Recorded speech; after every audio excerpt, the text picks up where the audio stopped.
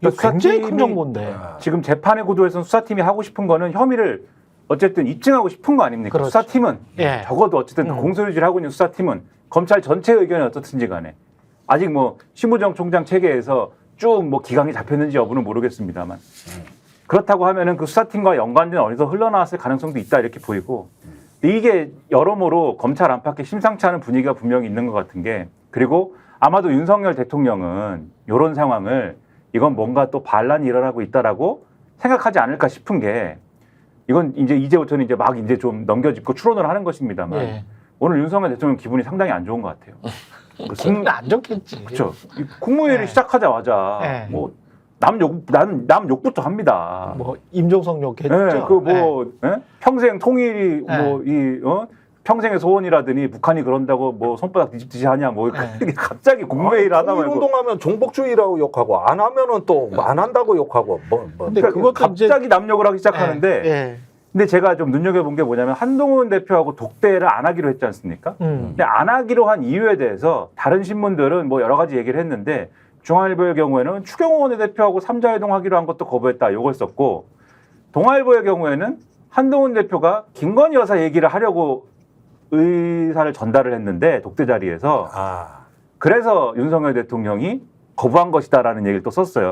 그 맞춰보면 애초에 한동훈 대표 측에서 이제 상상입니다. 여기서부터는 퍼즐을 맞춰보는 거예요. 한동훈 대표 측에서 김건희 여사 얘기를 뭔가 하려고 했는데 그것에 대해서 대통령실이 거부하기 위해서 추경호 원내대표까지 셋이 얘기하자. 근데 셋이 얘기하면 김건희 여사 얘기를 못할 거 아닙니까? 둘만 아는 얘기를 해야 되는데 그렇죠? 그렇게 거부를 했는데 한동훈 대표가 그러면 셋이 만나는 건 안 합니다. 이렇게 해가지고 깨진 거거든요. 지금. 예. 김건희 여사 얘기를 하려고 했다라는 건 그래서 제가 볼 때는 어느 정도 신빙성이 있을 수 있다. 근데 김건희 여사 얘기를 한동훈 대표가 뭘 하려고 했을까? 최근에 앞서 말씀하신 이제 뒤에도 한참 얘기하겠지만 공천 개입 얘기도 있고 여러 가지 얘기가 있지만 제가 볼 때는 이런 얘기도 있을 거다. 사법 처리 어떻게 하겠느냐에 대한 방향이나 이런 얘기도 검찰 출신 아닙니까? 그렇죠. 그리고 윤석열 대통령이 계속 의심하는 게 뭐예요?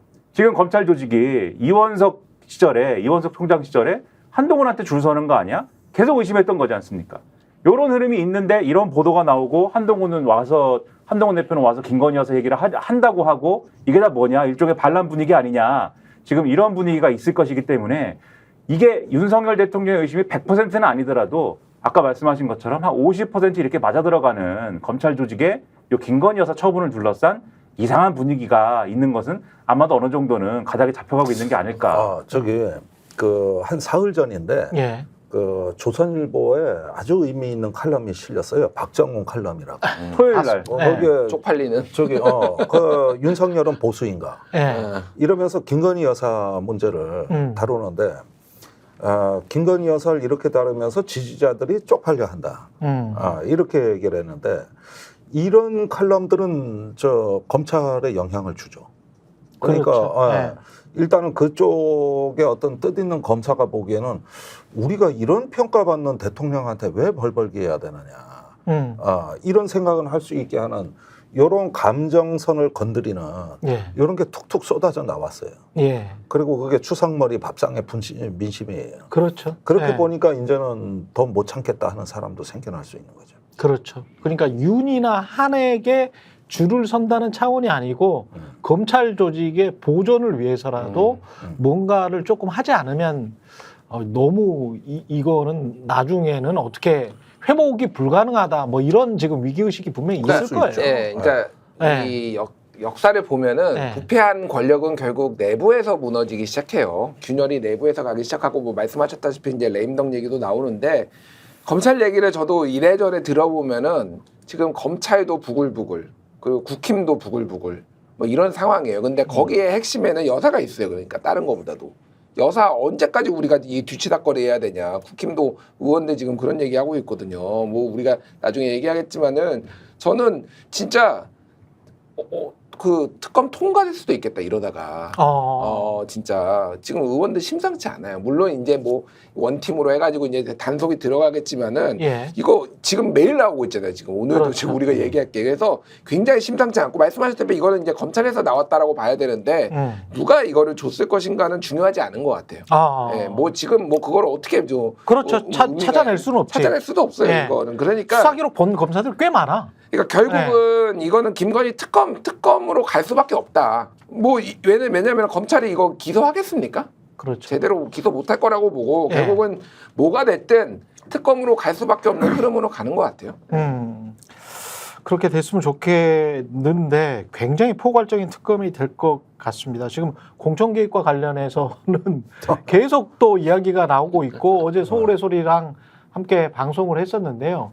그 관련해서 그 김대남 전 비서관 이름이 나와버렸기 때문에 왜냐면 보도하기 전에는 사실은 보도 자료를 안 냈었는데 그 보도 직전에 그 기자들에게 이제 보도자를 돌려서 본인이 커밍아웃을 했어요. 그래서 말도 안 되는 또 변명을 하고 그랬기 때문에 이름이 지금 나와버린 상황이라서 김대남 전 그러니까 시민사회 소통 쪽에 있는 비서관 직무대리까지 했었던 사람이죠. 낮은 자리가 아닙니다. 그렇죠. 예, 네. 직제상으로도 대통령실에 그래도 상위 네. 그룹에 속하는 사람이고 또 맡은 일 자체가 그렇죠. 이게 상당히 그 시민사회 쪽의 어떤 소통 통로라 그러면은 이 사람이 이제 그 주로 극우 유튜버들 그 초청해가지고 그러니까요. 예, 사진도 찍고 대통령실 구경도 시키고 대통령이 제일 좋아하는 거 아닙니까? 그렇죠. 예,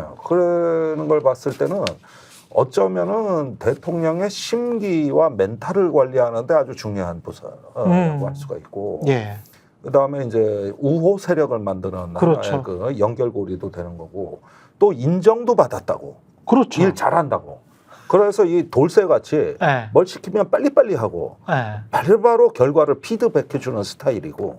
인정받은 그 과정도 웃기잖아요. 그러니까 이명수 너가 나를 때리면 공격하면 공격할수록 내가 이쪽에서 인정을 받아. 이거는 야, 이 사람들의 멘탈리티, 이 사고방식이 그러니까 인정을 해줬다는 그 사람들의 사고방식이 MBC가 공격을 하고 뭐 이른바 진보 언론이 공격을 하면 너는 잘하고 있는 거야. 그렇지.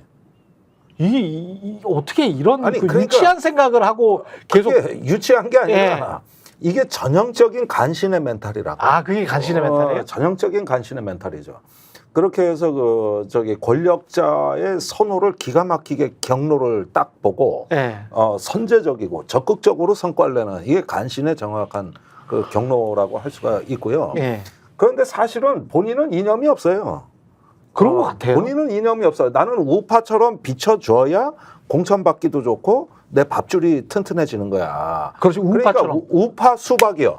이 사람은 우수박이야, 우수박. 우파 수박이라고. 저희가 얘기할 때 오셔가지고 라이브로 관전하시기 바랍니다. 반드시 주변 사람들 데리고 오시기 바랍니다. 구독, 좋아요, 알림 설정 해주시기 바랍니다. 좀 살려주십시오, 저 좀.